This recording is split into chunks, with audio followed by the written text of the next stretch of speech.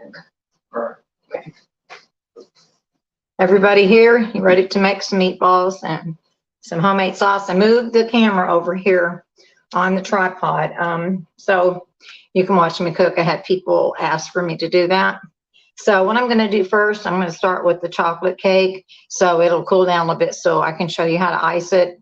We'll have to use the mixer a couple of times through here for the icing and the cake, so it'll be a little noisy once in a while, but not too bad. So anyway, to start off, I have preheated my oven to 350 degrees, and I greased and floured a 9 by 13 inch pan. I'll let it sit right here. And there is 11 ingredients, and that's the way I always remember how it is. There's 11 ingredients to this cake. This was my aunt's, and she said that she always used Wesson oil, and that sour cream is an absolute must. Well, I don't use Wesson oil right now because it's almost $5 a bottle when I can get the others for $3.19. Same amount of oil. It's vegetable oil. I'm sure it's a little purer than Wesson. They've been around for a long time, but you know, that's the way it is. So anyway, I just wanted to clarify that. And to start with on this, what I do, I take 2 cups of regular sugar, 2 cups of regular granulated sugar, and I put it in a bowl. And next,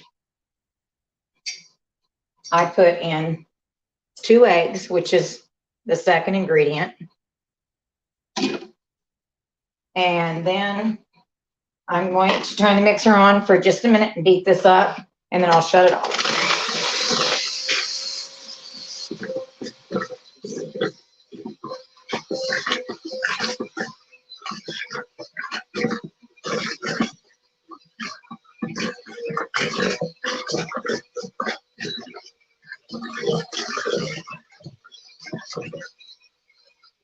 All right. And I know sometimes in these lives I've heard people say it bugs them when you use the meat beaters and stuff and things, but I can't help it. I don't know how to pause and start stuff back up. I'm not a professional at this. So anyway, that's the 2 cups of sugar, 2 cups of eggs, and I just took and blended it till it's kind of this creamy texture like this. Then next, you're going to put in a 1/2 cup of vegetable oil. Don't use olive oil or any of the others. It has to be vegetable oil. I guess you could probably use canola, but I wouldn't use any of the others. So, and I'm just going to kind of stir that oil around. It's a 1/2 cup. And with the 2 eggs and the 2 cups of regular granulated sugar. I'm going to stir that around a little bit. Next, this is kind of where you learn about, you wonder, why do you need hot water? I don't know, but she said a cup of hot water in this, an ingredient in this. So I go ahead, I've got a cup here. I measured it with a regular cup though. I heat it up in the microwave for 1.5 minutes, and I'm going to put it in here and let it set for a little bit because I don't want to cook my eggs that's in this batter at all. But what you're going to take and do, to that cup of hot water, you're going to take and add a 1/2 cup of cocoa. That's going to dissolve that cocoa. Let me get a spoon here. You just want, that's just the way she did it. Don't ask me why. This is just her recipe. And man, this cake is a big seller. Any place I've ever took it or people have ate it, they all enjoy it.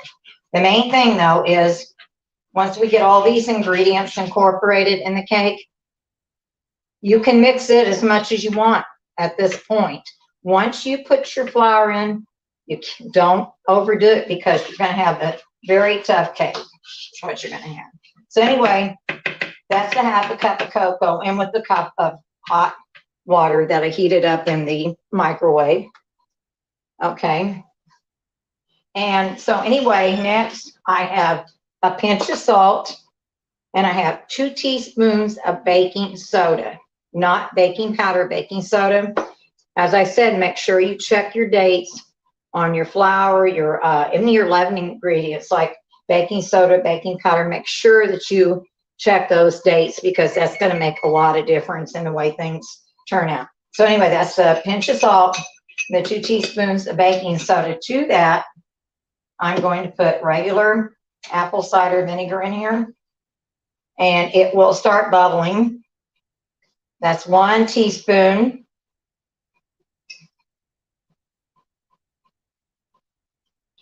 And that's 2 right there.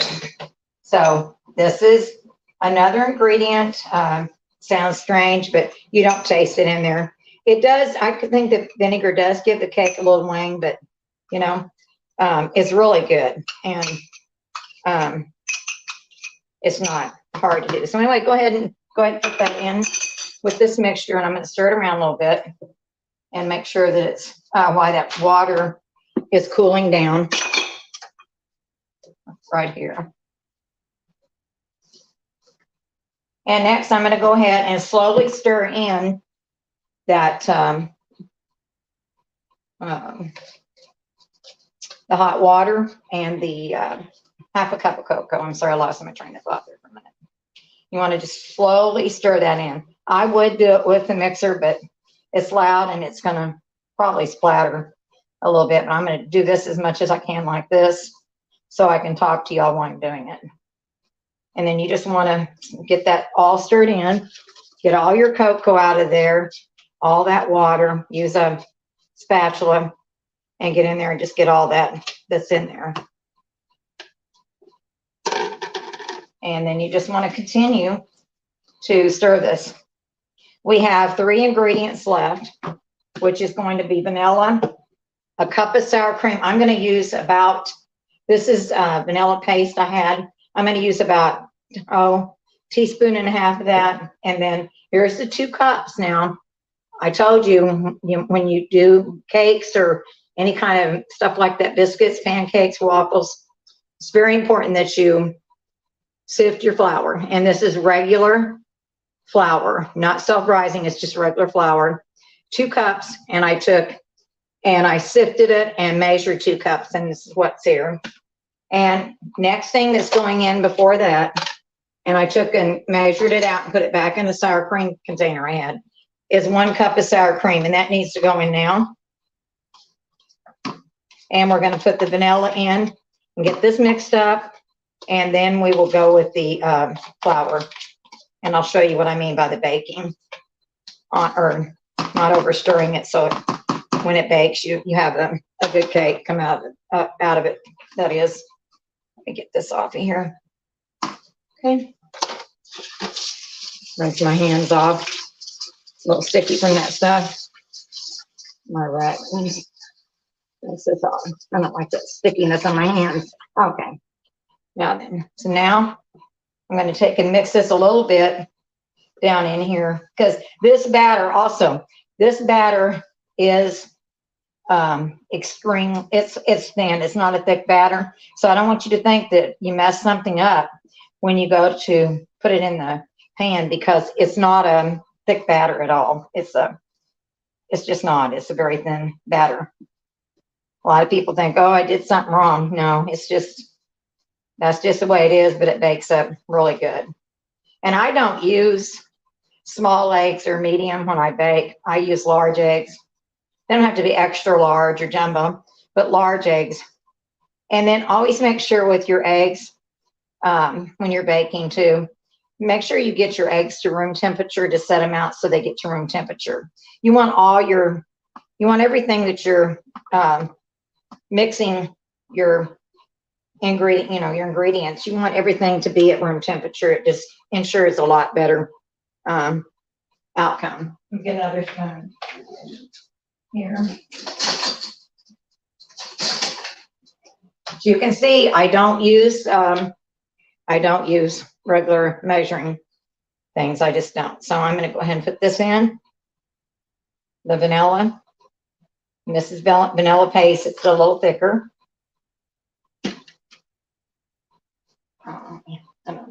I'll just leave that over here. Oh, yeah, leave it there. Okay, and then we're going to stir this a little bit more. Then I'm going to slowly stir in this flour. I'm going to put like about half of it in. And then I'm going to beat it for a little bit at the end.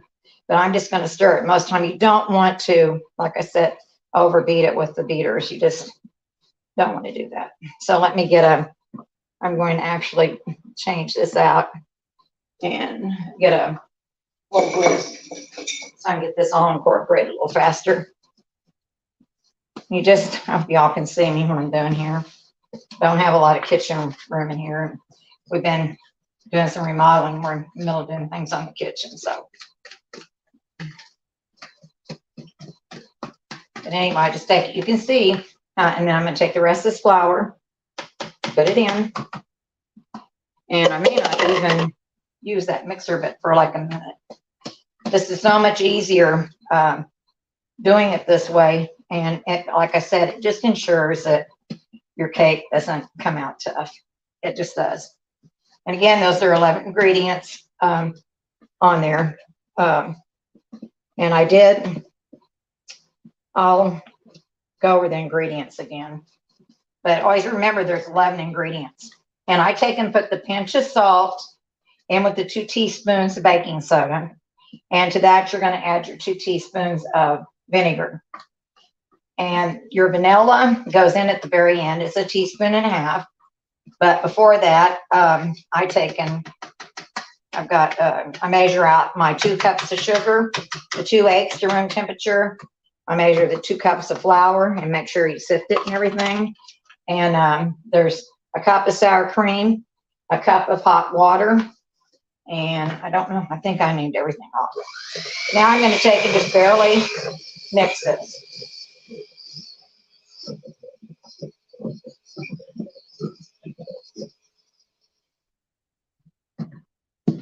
Get a bowl to put under that that beater so it doesn't drip all over my cabinet. And then I'm going to stir it one more time with the spatula. Let me rinse this off right here. This is the way I do. This is the home cooking and stuff I do. So I'm going to go back around this with this and make sure I got everything on the bottom, which I do. I think everything's there. Okay. And I'm going to bring my pan over here, my cake pan.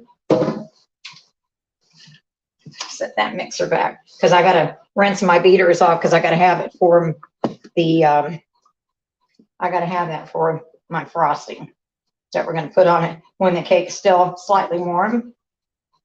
We're going to put a frosting on there. And you can see this batter was pretty thin, but that's normal. That's the way it's supposed to be. I'm just telling you this, the way she did it. And we always had really good chocolate cakes. So let me wipe this off here. And let me get this in the oven. Make sure it's level. So like I said, it is a cake that's pretty thin. Just set it in the middle of your oven. And then I will check it periodically with the toothpick. All ovens bake differently. So again, that's something that, you got to take in consideration. And I can't give you a time on it because of that. It just varies on that. So let me get this here. I need to use this bowl again for the icing. So I'm going to rinse it out. I've got to get me some mixing bowls. The only reason I'm using these is because it's easier to see what's in them. And a lot of my bowls are dark colored. So you wouldn't be able to see what's going on in them. So I'm going to rinse this out for the frosting and get it clean. It can be draining. Rinse my hands off and then we'll move on. Next, we're going to mix these meatballs up. Let me get this mixer out of the way too for right now, since we don't need it. I'm just going to rinse my beaters off real quick because, again, it's going to get used again for the frosting. Okay. Going to move this out of the way. There we go. Okay. Next, I started on the sauce. And in here, I bought a large can of either the Del Monte or you can get, there's other brands. They're called spaghetti sauces. And there's one that's a traditional, and I like to use it because I like the way it tastes, and it really saves you from messing with a lot of different things. And it seems like this comes together pretty well. So anyway, that's what's in here. I put in there with a half a cup of water. I'm going to turn this on medium. In this pan over here, I've got some water that is actually, it's a little salted, and I have a little bit of olive oil in here. I'm going to let this start getting hot.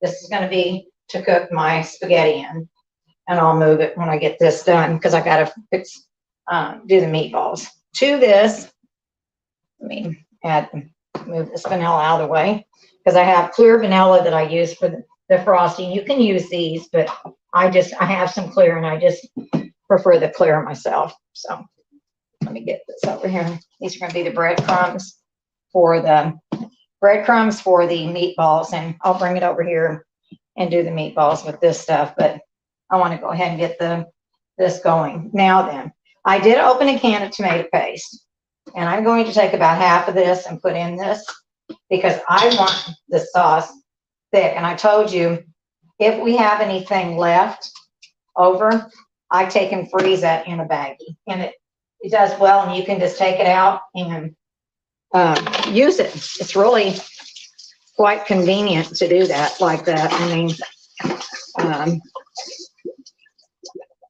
I learned that from just watching some women that cook and stuff, and that's what they do. And I thought, another tip, if you have saran wrap, you know how it's always giving you trouble when you go to wrap something. I had another lady that was like a grandmother to me, and she told me you keep that in the freezer and it won't do that. So you keep your saran wrap, plastic wrap in the freezer, and it'll tear a lot easier, and it won't stick together and give you a hard time. It really does work. One more tip, and this isn't anything really about cooking, but for a lot of ladies, I know you use nail polish and do your nails, or your kids or grandkids may get into it. If by chance the nail polish spills, take and put some regular granulated sugar on it, and it will make it ball up and make it much easier to clean up. Just a few tips about some things that I know it has nothing to do with the cooking, but I thought about that today, and I thought I'm going to tell them about that little deal because I think it's pretty interesting that that does that like that. I couldn't believe it. Anyway, I'm taking a whisk, and I'm going to stir in that tomato paste, that half a can in with, and I do use Hunt's tomato paste, the small ones, but you can use other brands. I just think it's a better, richer tomato paste. So on that other, I said in that, on the Del Monte, the one I got, it was 87 cents for that big can. And so I've got that in here, and I'm going to add, it's thick right now. I'm going to thin it out in a minute. I'm going to add sugar. I told you, you know, with any kind of acid products, and a little bit, I put a little bit in a lot of things, but that's what my grandmother did. A lot of people say, oh, can't believe you're putting that in there, but you do. It kind of balances the acid out. Now I'm going to take, and it's hard to measure this stuff, guys, because I don't measure things. I just don't. But I'm going to take, these is Italian seasoning. I'm going to take some of these. Well, I think here, let me just open this other side. It's going to make it a lot easier to do. And yeah, that's what I do. This is a regular tablespoon, but I'm going to take in there and get about a half a tablespoon and put in there and stir that up. And that's Italian seasoning there. And I'm going to take some onion powder. I'm not going to put regular onion in it because I have grandkids and stuff. They don't like the texture of that, but I use onion powder, and they don't like them. But if I was making it for myself, I would be putting regular onions in there because I like it. And you know, garlic instead of the powders. But these kids, you know, they have different taste buds, so we do sometimes have to make adjustments on that. Now I'm going to take and get this stirred in. You can see it's really thick. I'm going to have to thin it out, and I'm trying to get my ingredients to where my taste. Let me taste a little bit of this. It's not bad. It needs some pepper. Definitely pepper. And I'm gonna put about a teaspoon of pepper in there. And you don't have to put pepper in there if you don't like it. And I'm going to put just about maybe a half a teaspoon of salt in there, because you can always add salt, but you can't take it out. And it does actually need a little bit more garlic powder and onion powder in there. I'm just guessing at this, guys. I probably put 2 teaspoons of the garlic powder in, and I've used probably about a teaspoon of onion powder.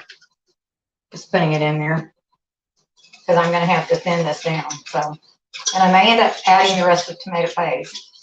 I've got to just see. And I put that a little bit, and it was an eighth of a cup of, I'm sorry, not an eighth of a cup, a fourth of a cup of the sugar.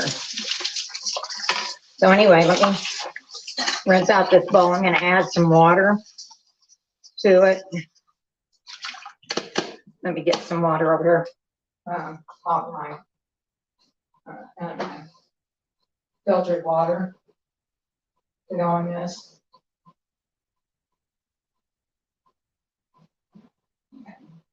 Don't know how much I'm going to need, but we need. And I'm probably going to have to adjust the seasoning some more, because you're going to put meatballs in here when we get to them. So I want to get the sauce going on low. That's about. Then I'm going to have to taste this again and see, and I'm sure it's not going to be where I want it to be, because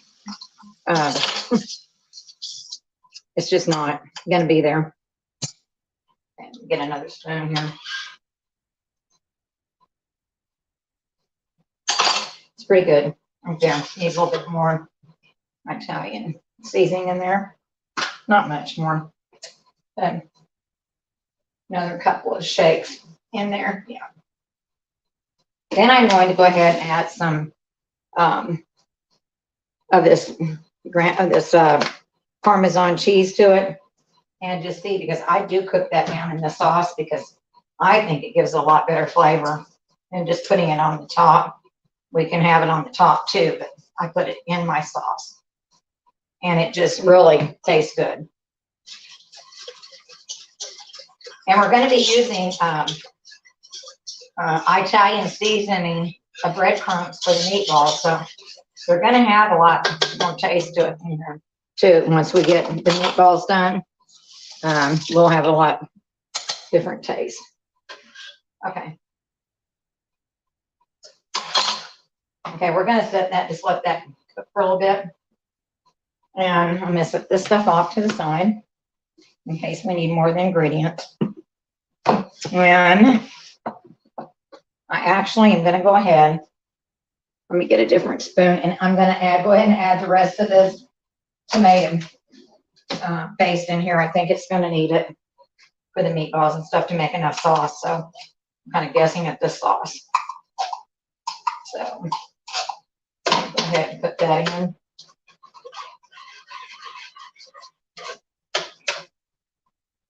And let me get some water to rinse this can out with.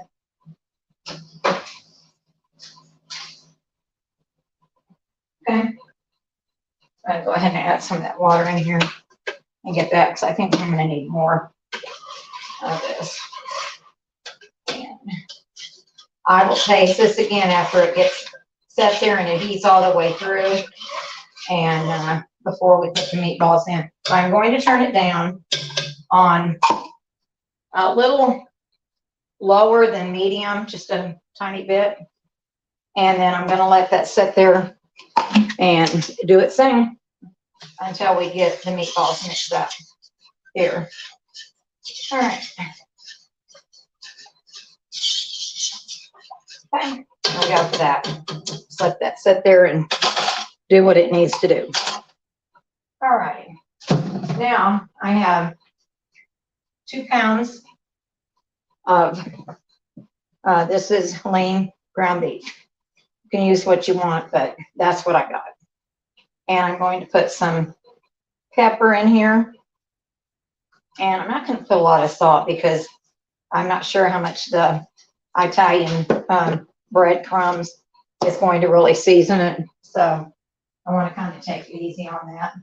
Then I'm going to bring 2 eggs over here, and they're at room temperature also. And I'm going to do them one at a time to make sure I don't get any eggshells in there. There's one. And there's the second one. And I'm going to take some of these Italian breadcrumbs. Also, when you go to open these are good, great value.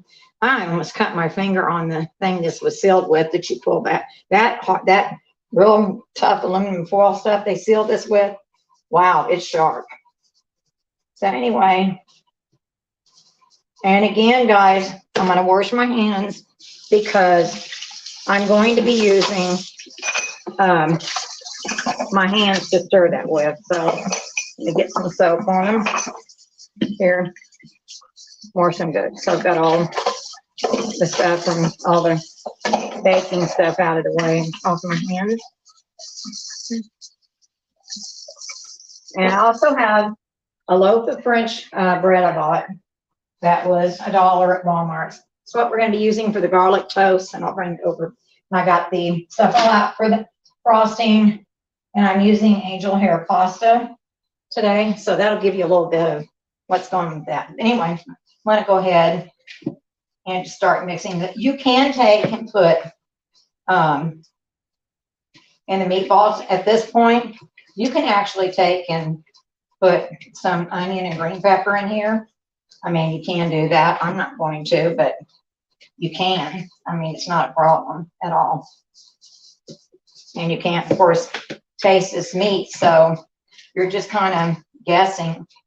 And that's all I've done through all this time. It's just guessing, because you've got to pick up the seasonings from the sauce in your meatballs. Now I'm going to fry these, roll them and fry them. So let me rinse my hands off again, because I'm going to put some of the onion powder and the garlic powder in here too. So just season them up. So you can see about how much onion powder I just used. And this is the garlic powder. Because they need some seasoning, that's for sure they do. And then the breadcrumbs are actually seasoned with Italian seasoning, so I am not going to put any of that in there. I don't want to overpower it. And you don't want to overdo when you're mixing this, you don't want to overdo it on your meat, but you want to make sure that you get it, where it's the egg, you don't feel that egg hanging around in there. It's been mixed in with your meat and your breadcrumbs. So that's kind of what you do with that. And then I take, which I'm going to do, I always test and make sure that these meatballs are going to hold together. And I make them about like this because I'm going to be frying them here in a minute. So that's where I'm at on that. So let me get my skillet ready. I couldn't put it on yet because I'm going to scoot the sauce back on that burner and have it on the same thing that I have it on up here. I'm going to set it back there and let that continue to do its thing. And I'm going to turn my heat up to a little above medium on here. And I'm going to take and put my skillet to fry the meatballs in. And I'm actually going to use a little bit of olive oil and a little bit of regular oil, vegetable oil. So I'm going to put about 2 tablespoons, 2.5 of the olive oil. And then I'm going to get my regular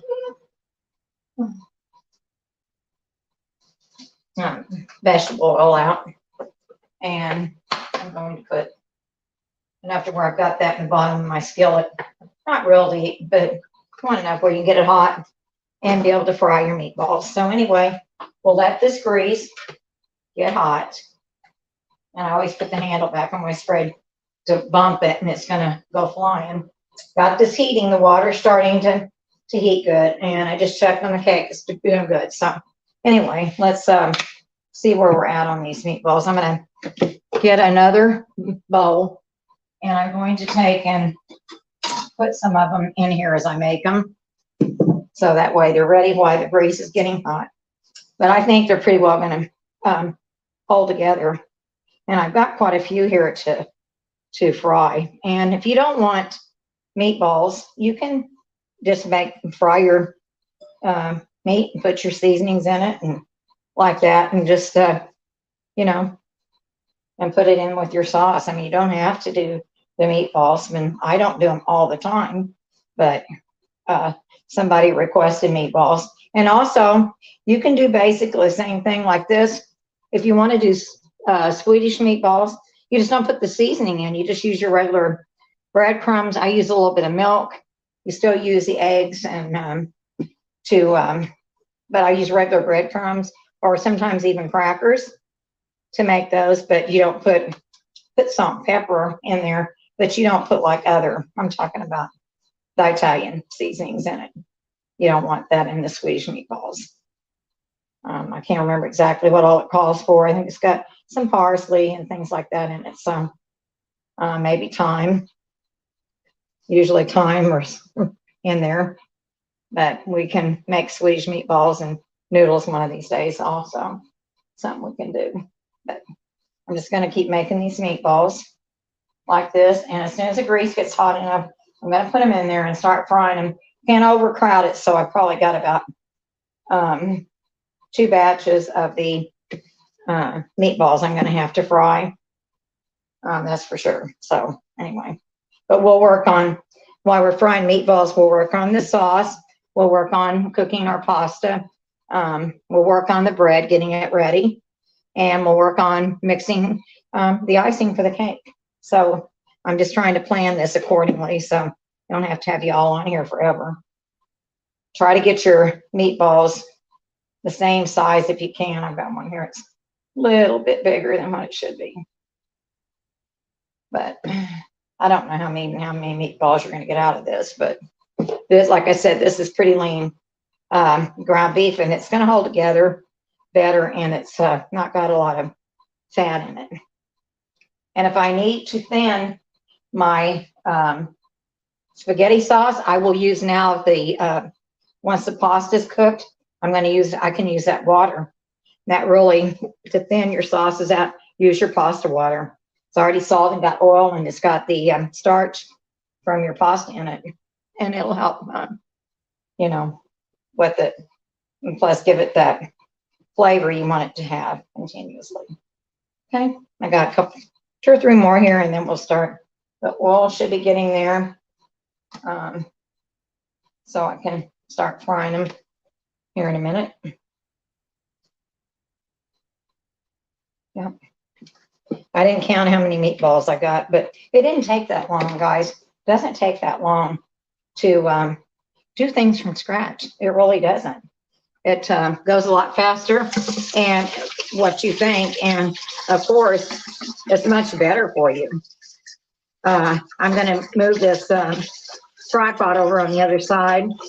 Once I get ready to mix the icing up, and we've got the bread in the oven and the pasta cooked and the sauce done, I'll move over there to do the icing. But I've got to have the I don't have enough room with my extension or to plug it in over here, so I have to use this one until we get everything done. So anyway, let me dry my hands on this.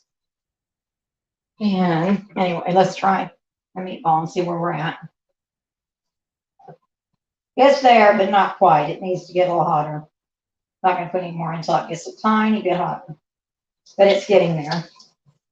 And you got to be careful with this because it will pop you. It just does. I don't know why. And don't worry about getting your meatballs. Hold on a minute. Somebody's trying to call. Sorry, guys. I had a call off there. Somebody tried to call. Anyway, don't worry about getting your meatballs completely cooked through, totally, because they'll finish cooking in the sauce. But get them, you need to get them, you know, pretty well browned and done in here. But they will, because you don't want to move them around a lot in your sauce either, because you'll break them. They'll start falling apart on you, and you don't want that. So I've actually got, let me see, 1, 2, 3, 4, 5, 6, 7, 8 in there. I'm gonna put one more, and I've got, let me see, 1, 2, 1, 2, 3, 4, 5, 6, 7, 8, 9. I've got 9 more, and there's 1, 2, 3. There's no 18 meatballs is what you're gonna get. That's what I got. 18 meatballs. So yeah, that's where we're at on that. 18 meatballs. So and that finished that up. So I'm just going to work on frying these and talk to y'all a little bit here. I'm going tomorrow. I'm going to come on and do. I'm going to make some chicken salad or chicken salad sandwiches, and I'm going to run down there and get the croissant rolls in the morning. We're going to have them on that, and I'm going to make it's the little bitty sausages and some barbecue sauce. With some toothpicks, we're going to have that and the sandwiches. And I have another appetizer I'm going to make out of the refrigerated croissants that you take and roll out and you bake it. And then there's some toppings that go on it. And it's like a ranch dip that goes on the top after it's cooled. And you take and you don't cook it after that. You put the ingredients on it. You're going to cut up different bell peppers, or you can use green. It has green onions cut up. It has broccoli. You take and cut broccoli up. And that's all that's on top of the toppings, but it is really a big hit, and it's good. And believe it or not, a lot of kids even like it, and they get their vegetables that way too. So I'm gonna come over here and let me see. I'm gonna use a ladle when I get ready to take my meatballs out, so I don't mess them up, because I try not to do that. But you know, sometimes you have to turn these over and you don't want to get burned. So I'm turning them over a little bit now, because I can see some of them are starting to brown, and you want to just turn them. You don't want them black, you know, when they're, so just get them where you know they're cooking. They're actually about halfway, believe it or not, halfway cooked through right now from just that little bit of time. It doesn't take long at all for them to cook through.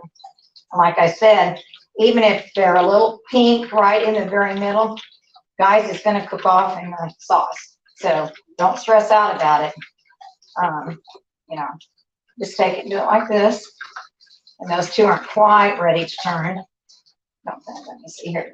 Yeah, I'm going to turn it. But you want to start getting that little brownness on them like this. And be very careful. I'm used to touching stuff like this with my hand. I don't advise it with people that don't cook very much. Then I'm going to take this vegetable oil, and I'm going to put it over these meatballs and help them cook. That way I'm not disturbing them to where they're going to fall apart or, you know, get tough, that they're going to start doing that cooking. And make sure, I got a little bit of oil, and make sure whatever you do, you get everything wiped up around your stove so you don't get a grease bar started, in case there's kids on here that's wanting to learn how to cook and stuff. The water is starting to get to that point. I went ahead and turned it up all the way. The cake is getting there. I forgot to even look at the time when I put the cake in, so I can't really even tell you on that how much cooking time. I just, when I put a toothpick in the middle, it comes out clean. I know it's done. It's about halfway there when I just checked it. So this is what I'm doing for the meatballs, and they're cooking pretty good here. Just move them around a little bit. Don't use a fork or anything that's going to knock a hole in them, you know, because some of them will start wanting to fall apart on you if you're not careful. And what I'm going to do while those are cooking like that, I'm going to go ahead and get another spoon. Get about 3 of them, but over here while I'm tasting the sauce and trying to get it right on the seasonings and stuff. So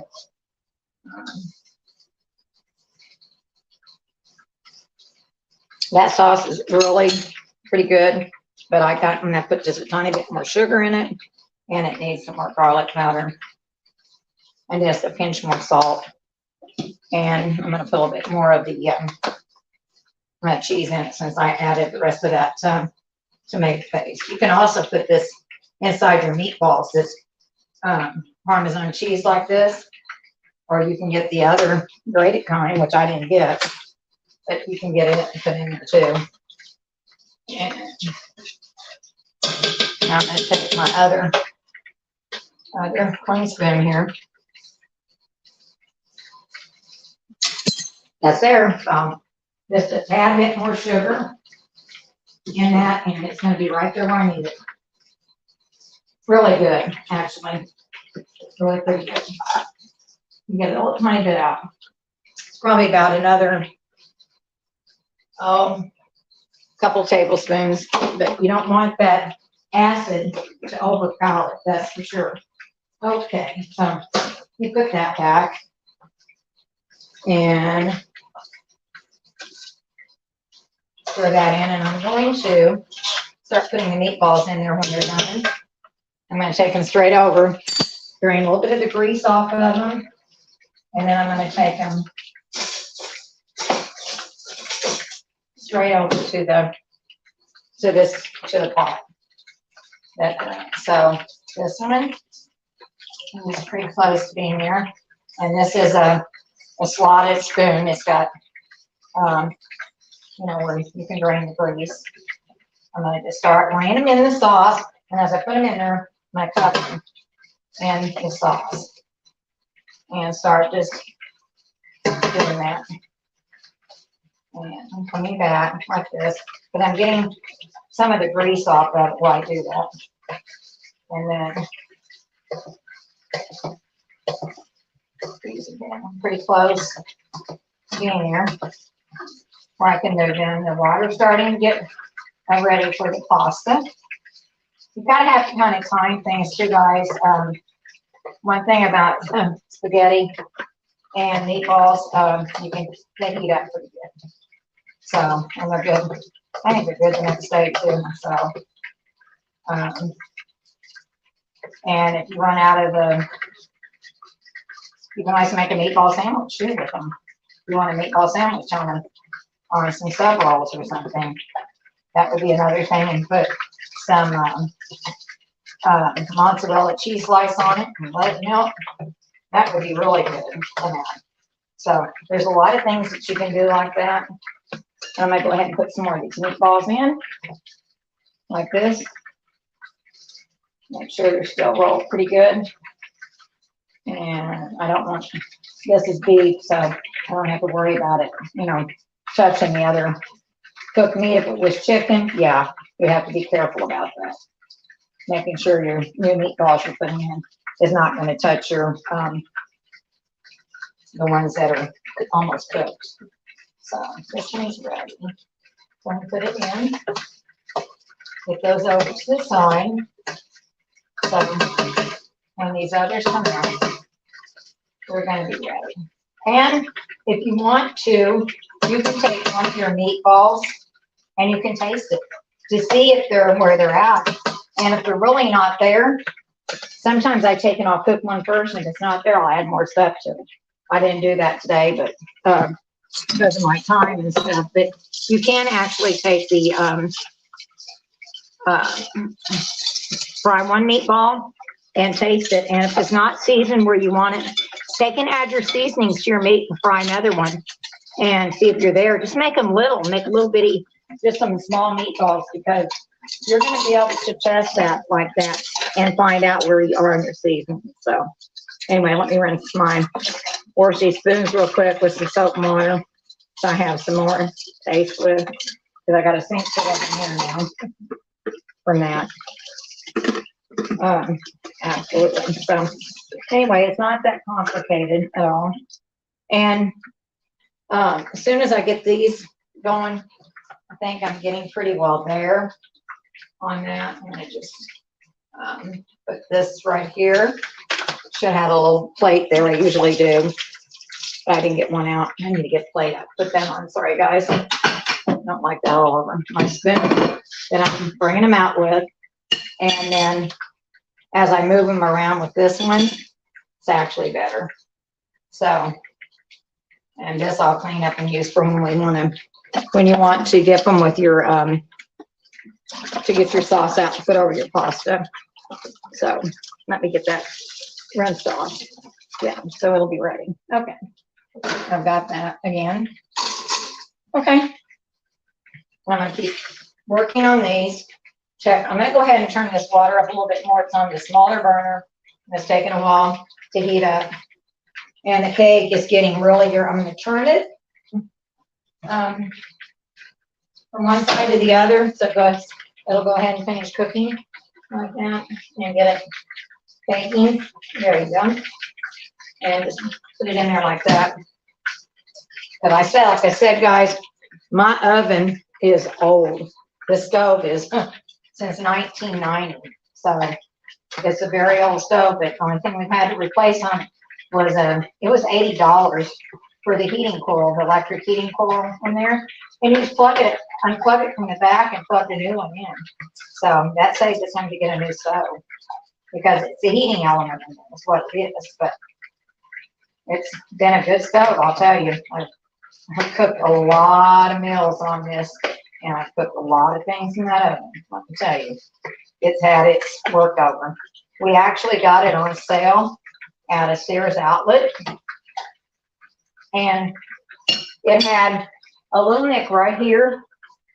And my husband took this black lacquer paint and put on and covered it up. But because of that, it was marked down $175 from the regular price. I think we actually paid $385 for this stove. And I mean, for $385, we've had it since 1990. So it's a good stove. It just is. I got that he got that for me for our first anniversary. And for the 10th, he bought me a real nice dining room set. So it was really good to me. He's been gone almost 8 years now. So it's different. He enjoyed my cooking and stuff. And I fixed his breakfast when he was working to take. He usually took leftovers and from the night before. And now my son-in-law, when he goes to work, he takes it. I have a big house, and I couldn't. To get older and you want to fix income, you can't really afford to do a lot of upkeep. And they're doing that on the house, and I keep trying to get things decorated and stuff. And they're living here, and they help me out. I have a 5-bath, 3-bedroom home, and no way that I can use all that space. So anyway, that way I got somebody helping me. Somebody's here for me, and I'm not alone. And I enjoy it. Plus, I have my grandsons, they're here, and I really enjoy having them here. They're just an absolute delight. They're not any trouble at all. The one he's on in the live, his name's Xavier, and he's 11, and he loves to cook, and he helps me do a lot of things. I'll do some cheese enchiladas one of these days. That's one of his favorite things that I make. And I'm going to try to make some street tacos. Oh, back to, I'm sorry, I need to get back. Friday, I'm doing the sandwich, and just showing you a couple appetizers. Saturday, I'm doing the homemade waffles and the fried chicken tenders to go with that. I'm not sure yet about Sunday. I will put a notification up, or I will let you know Saturday if I'm going to go live Sunday. I'm still trying to find out which things. It's so hot here. It was 113 yesterday at the heat index, and it's just really hard when you heat your kitchen up, just even cooking all the time, or the oven. I mean, it heats your whole house up. And we're keeping our thermostat on 76 because the electricity is going to probably be extremely high, because it's a big house and it's just been so hot. And they've warned everybody to keep everything turned down, because they have to worry about having things not go right, and then you're going to be without electricity at all, from the grids and stuff. Plus, we've got Hasn't rained, but everything's burning up. Animals are really sick from the heat. Even the poor little squirrels out here look like they're just on their last leg. And we've got water mains now that's breaking out in the yards and under the road from the heat. So it's really done a toll. So we just try to keep it turned to save money, and also to so they don't, you know, feel like they're gonna have to shut things down. You know. So these meatballs are just about done with them. It's really, they cook very well. They've all held together. I've got them in the sauce. I will move it up here to the front again as soon as I get these out. And I'm going to cook my pasta in a minute. I cook my pasta till they call it al dente, and it's just not quite there, because when you take it off, it's going to finish cooking, and you got your sauces and stuff. But I mean, you don't have to cook it to death till it's mushy. That's just not the way you do pasta. You don't cook them till they're mushy. But that's something you learn in time, what to do and how to do it. I'm going to turn this off now, because I'm going to move this grease out of my way. I want to move it over to another burner. So I'm going to move my water for just a minute, set it here, and I'm going to get this grease back off over here on this back burner so it can boil. And I'm actually going to go ahead and just turn this burner off that I had the water getting hot in, and I'm going to move my sauce with the meatballs in it, turn that off, and use my big burner, because this is starting to come to a boil. So I want it to have that big burner on there. And then this is heating up good. The meatballs are, you can see, they're staying together in here very well. And everything's holding up. Probably have to taste this again several times to make sure I'm there with the, where how I want it to taste. I'll taste it again real quick and see what it's like. But that's what you do when you home cook. You just taste things as you go. It's very good. It's right where I want it to be. So maybe not where your taste would be, but it's where my tastes are on it, and it's just right. So let me get this ready. I think while we're waiting for this to come to a boil, good, I'm going to, the cake's almost done. I'm going to go ahead and we're going to put the pasta in a minute. I'm going to move this cheese for the topping over here, set it over here. I get a drink, guys, in my iced tea. I have my angel hair pasta here, ready to go in a strainer to where I can strain it, and I will strain it and put it in a clear bowl in a minute. So I need to get some of the stuff out of the way. Then I'm going to go ahead, since we're almost there with the cake, and the water's not quite there. Let me check this again on the cake and see where I'm at. Put the pasta there for a minute. In this bowl for the icing, I have, this is cream cheese. I have this much that's got salt, this much cream cheese, and I have 3 tablespoons of butter, and I have clear vanilla, which I'm going to go ahead and add 2 capfuls to. And this, because this is going to be the frosting for the cake, okay? And I'm going to bring over some milk and the powdered sugar that we're going to use. Let me move this out of the way. I don't need any more of the salt and pepper and stuff yet, so put that out of the way. And I'm going to bring over my powdered sugar and my milk. So powdered sugar back here, and I'm going to take this lid off the milk so I can, I don't know how much, I'm not going to need this much, but I put it in here so I could use it as I need it. So let me just get this like that. And let me check the cake again. I'm sure it's getting there. Smells like it. Let me see. It's just about there. It needs about another 2 minutes. So anyway, with this, I'm going to take this and beat it up a little bit, slowly.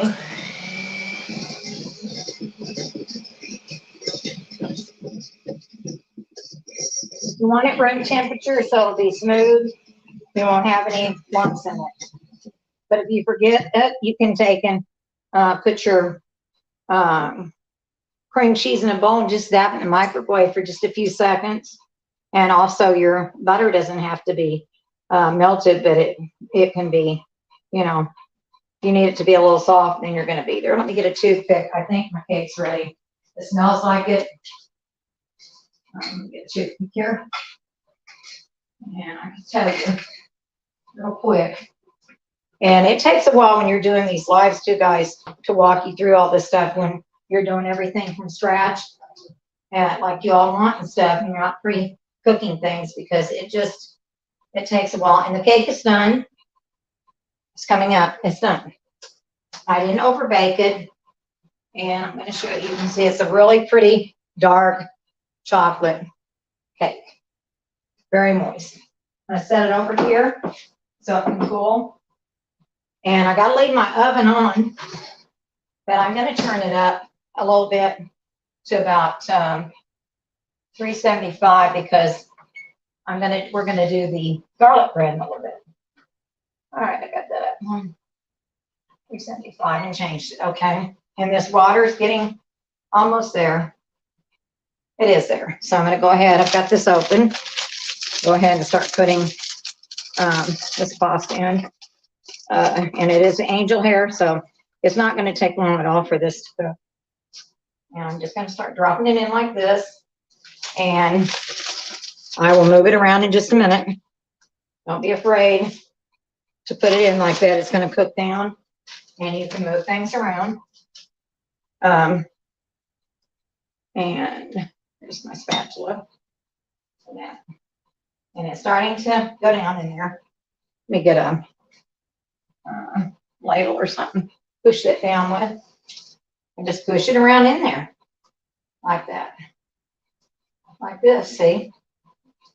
And when this gets done, before I drain it, I'm going to take and some pasta water out and set it off to the side in case I need it for my meatballs to do something with it. Now that's boiling. See, have to watch it. I've got my strainer here and my bowl. Then I'm going to put the noodles in when they're done. So anyway, let me get back to the frosting. I'm going to take and open this bag. And then we're going to work on our garlic toast. I'm going to open that up, and I'm going to take a measuring cup. I got a half a cup measuring cup. And I'm just going to put a little bit in till I think I got how much I want in it. And I don't know. So I put it in there and beat it up. That's a cup. Put a tiny bit of milk in there. And I'm going to beat this and see where I'm at. How much icing I have. I'm going to need more, but I don't want to overdo it at all.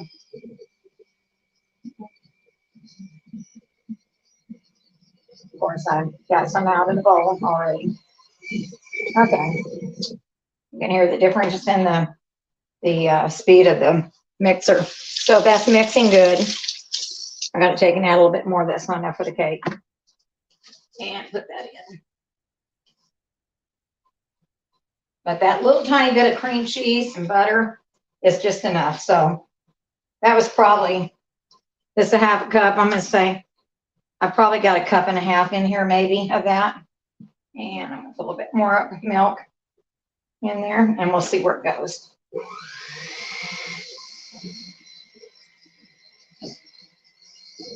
Do it on low. You don't want to wear your icing, powdered sugar all over you. That's what will happen if you try to do it on high speed. It's going to be all over you. Okay, let me check and see. I think that's going to be perfect. Looks like it's maybe just a tad bit more. I'm going to taste it. It's so good.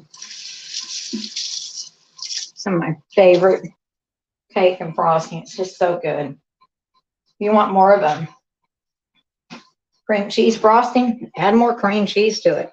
You know, don't be afraid to add things. I'm gonna get a little bit more powdered sugar in here because I need a little bit more icing. It's not quite where I want it to be for the cake. Enough, I don't think there. So, and I'll try it. I think this is going to do it. Let me stir these noodles around. Make sure they're not sticking together. They're not. I'm just moving them around with my spoon ladle here. And they're cooking just fine. They're not sticking together. That's what I want them to do. Be careful because this water is boiling and it is extremely hot. All right, let me go ahead, finish this icing, and then we'll be done with this, and we can move on to the bread until we're ready to ice the cake. So let me get that off there, lay this over here, and then mix this up.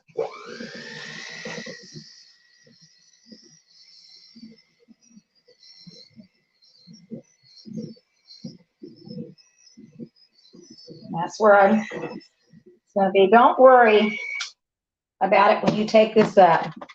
When you're in these bowls, don't worry about it if it's got a little tiny bit of powdered sugar or something that didn't mix. Rinse your spoon off and just run it around the sides here and pick all that loose powdered sugar up. It's going to blend right in. I'm telling you. And I want it exactly where it is to ice that cake with. It's not thick and it's not thin, but it's just a good consistency to ice the cake with, and it's oh, it's good. You guys will really enjoy it. I've never got tired of it.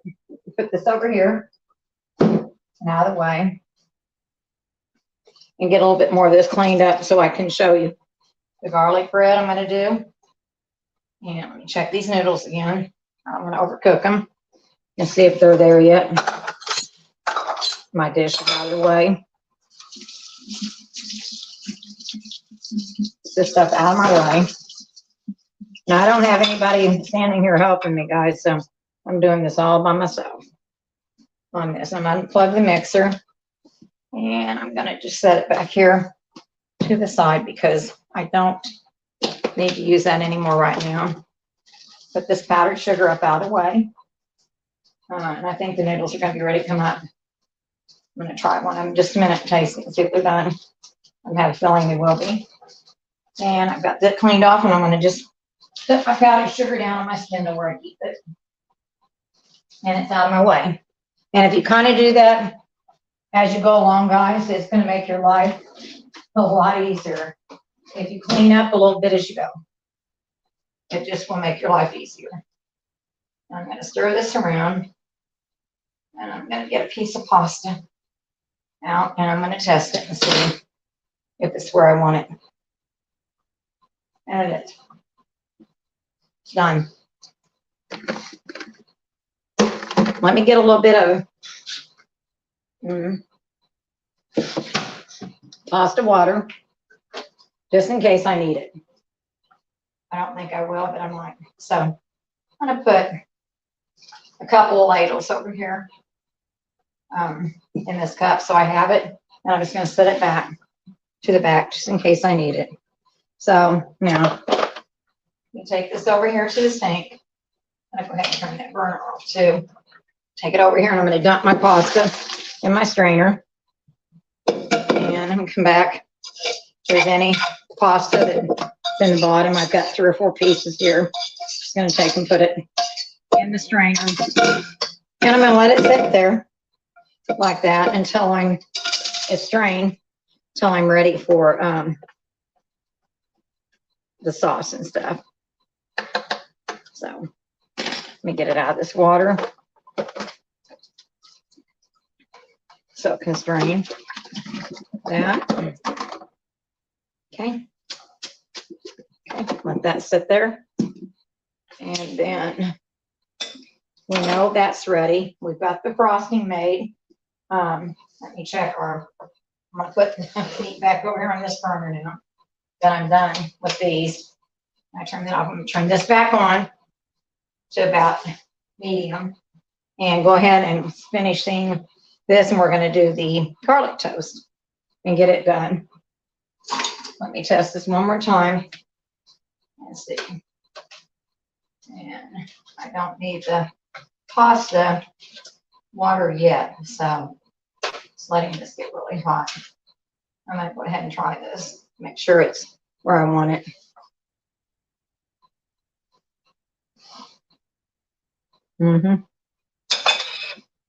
It's very tasty. It needs to cook and thicken just a little bit, so we're gonna leave it a little lower than medium and let it sit there, and just occasionally check it, because I don't want it to I don't want it to burn, and I don't want my meatballs to fall apart. So I'm going around here with this spatula that was clean and just checking and making sure, and it's fine. Okay, so y'all are ready. I'll get my other one ready for the frosting. We're going to get to the garlic toast. Like I said, I use that loaf of bread I got from Walmart, and it was $1. I got it yesterday, so it's actually a day old now. So, and here is, I have a stick of butter and some garlic powder and a little tiny bit of Italian seasoning. I'm gonna zap that for just a minute and see. I need it to melt so I can do the bread. And I've got my tray here for the bread, right here. And I'm gonna get a knife and get ready to cut it. Hold on. Yeah, my serrated knife here. Take this end off of it. And get this ready. Now we got a loaf of bread here that's ready to get cut for that. Let me check this, see if this butter is melted. And it is. It only took 45 seconds. And it's melted, and it's gonna be easy to go on. I like it melted, and I just take and I just put it on a little bit at a time. So this is just gonna sit off to the side over here. And I'm gonna get a bigger spoon to put it on with. And go ahead and cut this bread so I can get it in the oven. I cut it in half first. It makes it easier, I think. And I cut them in, I don't know, inch pieces, I think. Something like that. And I'm gonna just cut these up like this.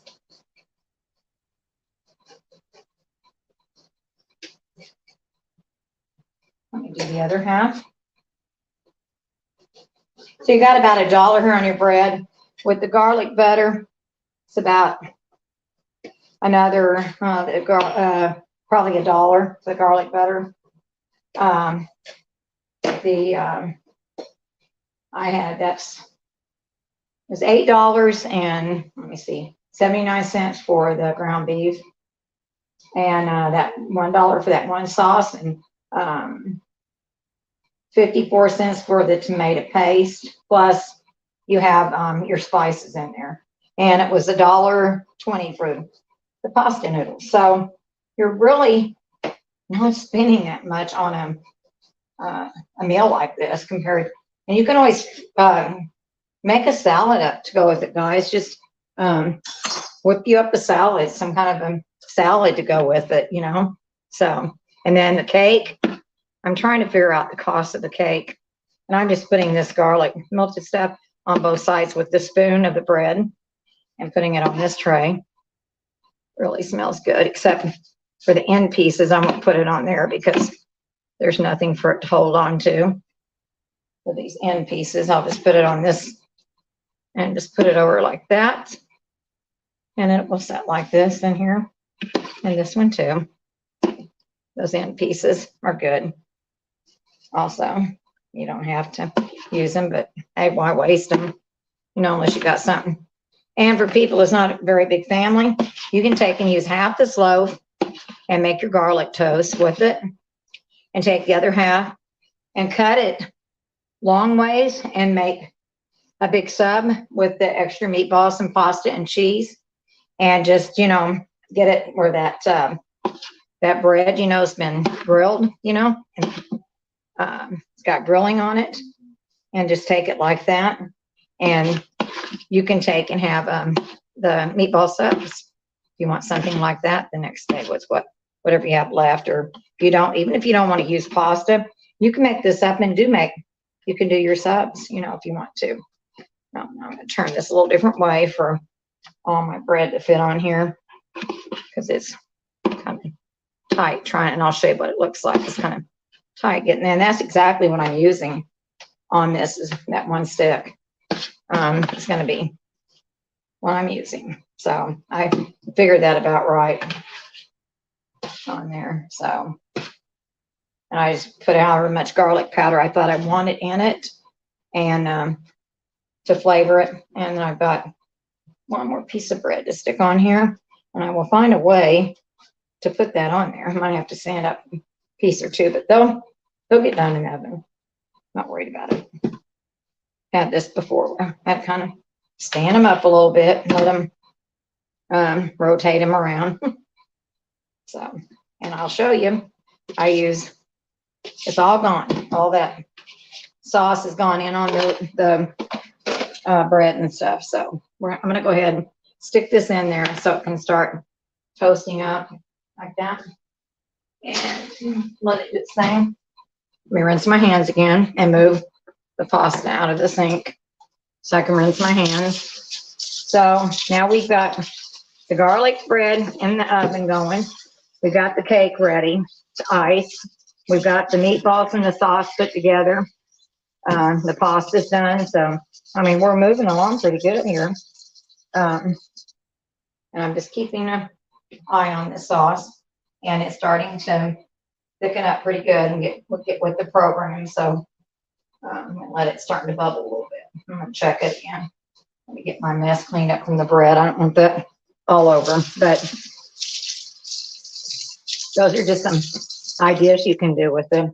And like I said, you don't have to make meatballs. If you want to do the meat sauce, it's entirely up to you. Sometimes we have meat sauce instead of the meatballs, but every once in a while you like something that's a little different, you know, I think.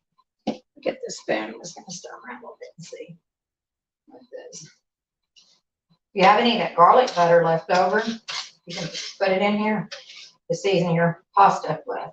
And this is coming along really well. I'm really pleased with it. I'm going to try it one more time, guys. It's good. It's hot, but it's good. Okay.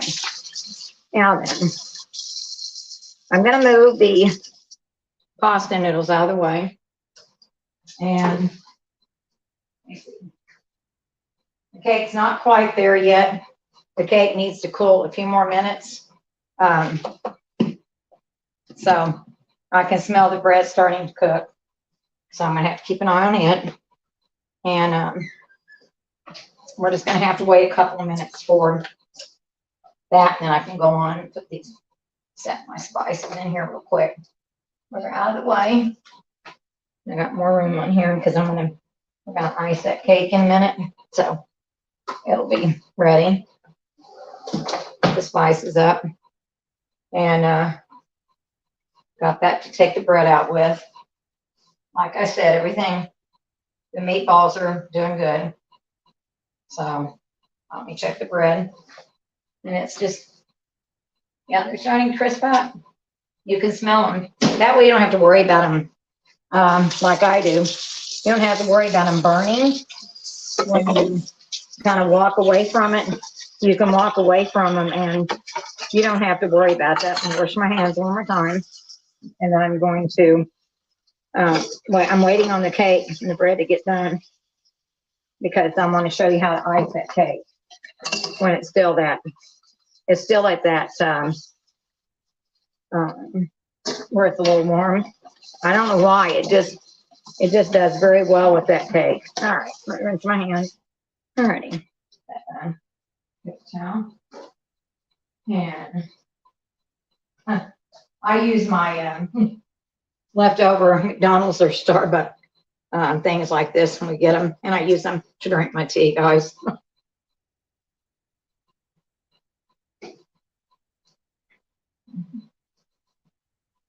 Okay, I'm going to check the bread. I'm getting this clear over here. Let's see, I think the cake's getting there. We're going to be able to ice it in just a couple minutes. Time I get all this done. Check the bread again. Turn this thing around. And I'm actually going to just turn it around so they can all brown good. And I'm going to go ahead now. I'm going to turn that up on broil. And I'm going to put it on low. And I'm going to watch it very closely. So we can go ahead and get the bread browned and have it out of the way. And then I'm going to go ahead and move you all over here because we're going to be icing this cake.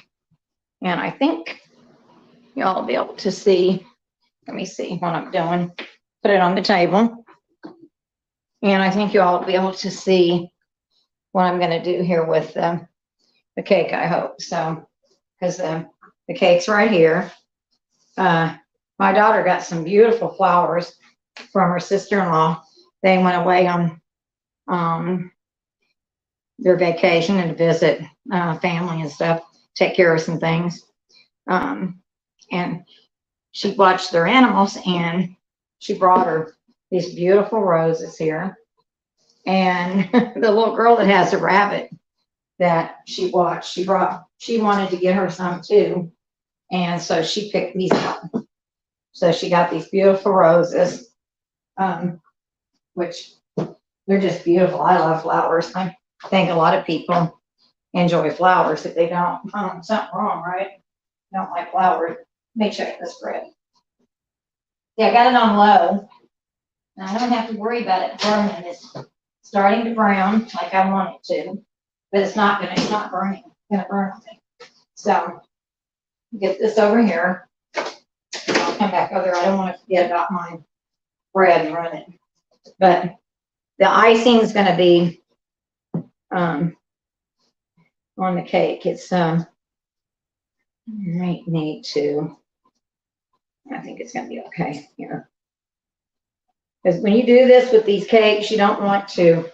You want to kind of put it out, like dribble it on there first. That's what I do. Kind of just put it on there and let it start adjusting to the temperature, so it's not real heavy, and you don't have to worry about it trying to tear your cake. And this isn't.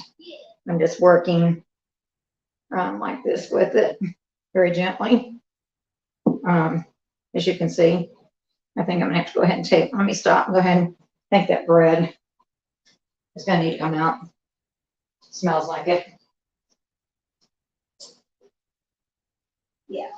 And it browned on the bottom too. See? It's perfectly, look at this, guys. It's perfectly brown. It just is. It's turned out really nice. And it's crisp on the other side. It's not really brown, but it's plenty crisp. So I'm going to turn my oven, turn this off so I get some of this heat out. And go ahead and we'll finish this cake up. Like I said, tomorrow I'm going to come on probably about come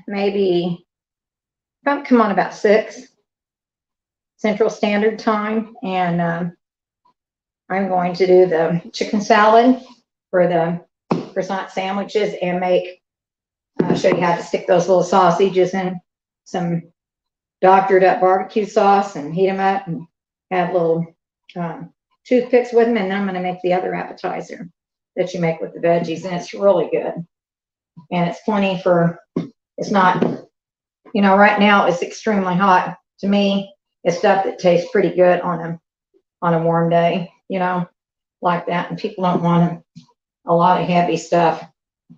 And there's just a lot of things right now with this temperature that, you know, you're just not kind of, I mean, it just makes you feel kind of ucky. You like it and you enjoy it, but it really takes a toll on you as far as how you feel and stuff. So I'm icing this cake. Probably could have used a tiny bit more icing than what I made because it's pretty thin, but it depends on how much icing you want on here.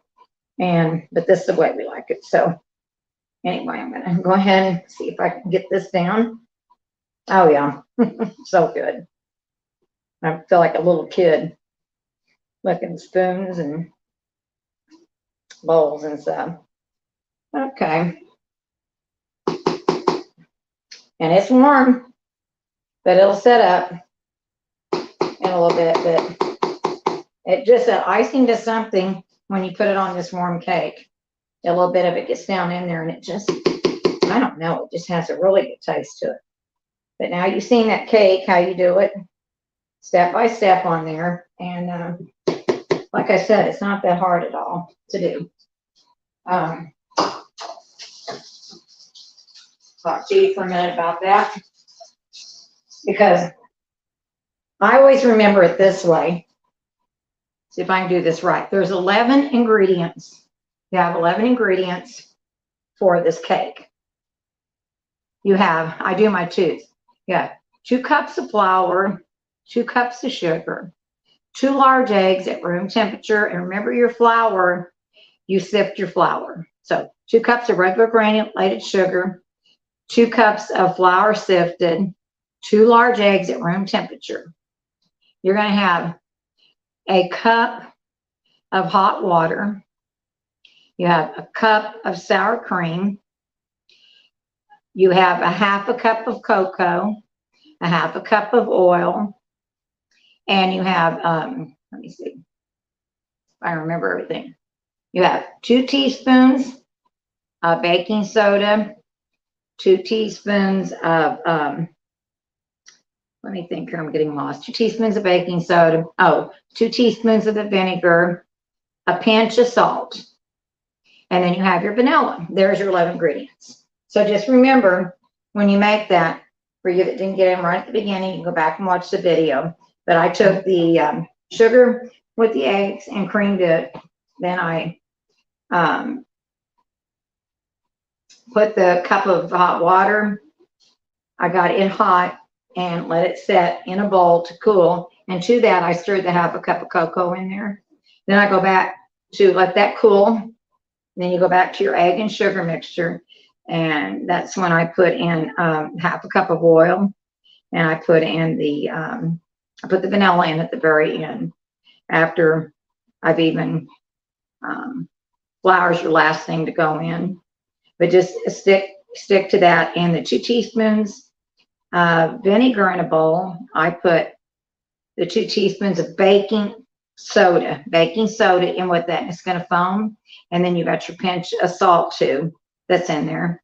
And then you're going to take and just when it cools down, you're going to stir in. I stirred in the sour cream, and then I stirred in the cocoa and water mixture, and then of course the leavening ingredients, and then the flour was the last thing. And then, of course, don't forget your vanilla. It's like 1.5 teaspoons of vanilla. That was vanilla paste, so it was a little stronger. Or up to 2 teaspoons of regular vanilla. And anyway, that's where we're at. You see the bread. You've seen the spaghetti meatballs. Let me bring them over here. Y'all kind of pretty well watch that. They're in here in the pan. Let me show you. Get a bigger spoon where I can show you this. And they're like, here's your sauce, and your meatballs are like this. If y'all can see this, your meatballs are like this. Hope you can see that. And you've got, this is a big pan, and I've got it a little over half full of sauce, and there's 18 meatballs in there. And then I taste it, and it's really good. So that's what I have for y'all. I'll just see y'all tomorrow at 6. so we can do the chicken salad. And I'll show you the appetizer and the little smoked sausages that I make in a special barbecue sauce. I want to thank you all for being here and watching. And I appreciate all your comments. And like I said, let me know if there's something special you'd like. I have a lot more things to show you all that I'd like to bake and stuff. But anyway, you all have a good evening, and I will see you tomorrow evening. And then remember, Saturday, there's a notification for the fried chicken tenders and waffles. So we'll have fun doing that. Anyway, y'all take care, and I will see you later. Bye-bye, everybody.